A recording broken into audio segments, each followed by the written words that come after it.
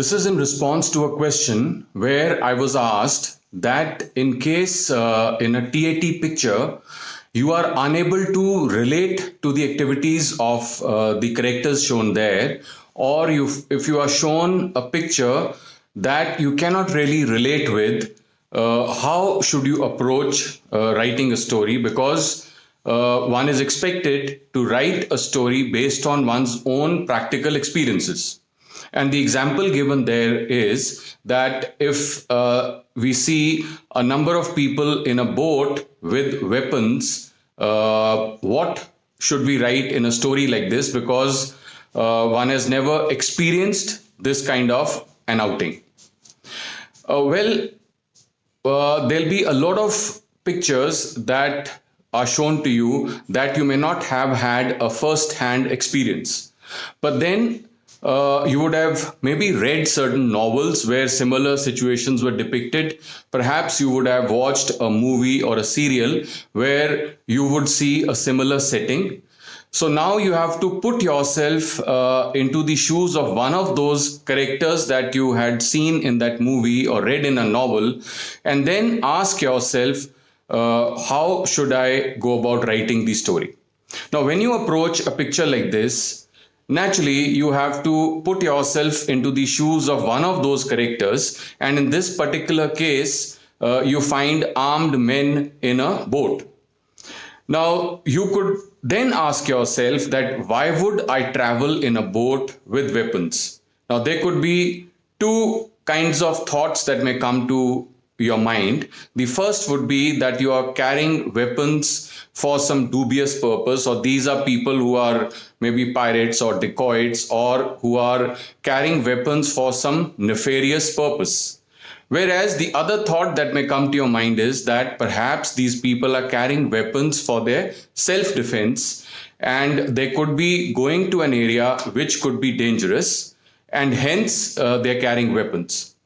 So now you take your mind to a place where you would require weapons. So I'm sure you would not like to associate with someone who is carrying weapons for the wrong purpose. And I'm sure you would say that, okay, we are carrying these weapons for self-defense. Now ask yourself, where could you be going?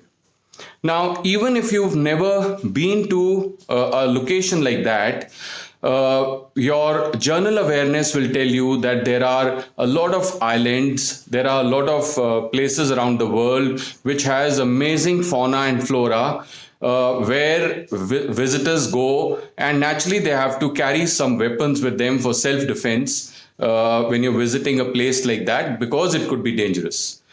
You could also maybe reflect back that there are maybe island nations like Maldives, which people are saying that because of the global warming, in years to come, it is actually going to get submerged. So now if you could talk about an excursion like that, where you're visiting a place of tourist interest along with your friends or your family, and where you are going out to an island where very exotic fauna and flora are to be seen, which may be dangerous at times, and that is why certain armed guards were provided for the outing to the tourists. And then the whole story will revolve around how you spent your time on that particular island, what all you learned over there, and your idea of an excursion on an outing will come out in a story like this. And hence it will be a story which you may not have physically experienced, but if your reservoir of experiences is large because you read a lot, or because maybe you see National Geographic Channel a lot and you have a lot of experiences of your own, then you can put it down in a fashion as if it is now your own experience. So that is why I keep saying that if you want to do well in psych testing, it is not about writing stories. It is about gathering experiences. It is about improving your expression. It is about improving your power of observation. It is about having an inquisitive attitude where you learn why things are happening the way they are happening, and therefore those responses will look impressive. Thank you.